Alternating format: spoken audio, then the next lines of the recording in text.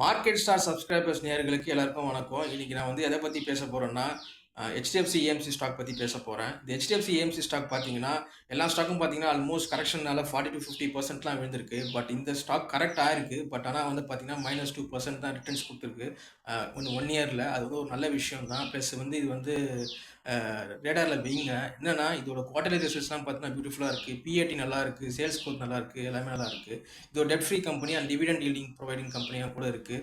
So இந்த stock பார்த்தீங்கன்னா ஒரு இப்போ இந்த ரேஞ்சில் ட்ரேட் ஆகிட்டு இருக்கு பார்த்தீங்கன்னா 3700 என்னமோ ட்ரேட் ஆகிட்டு இருக்கு. இதோட ஹை பார்த்தீங்கன்னா 4500 சம்திங் இருக்குது.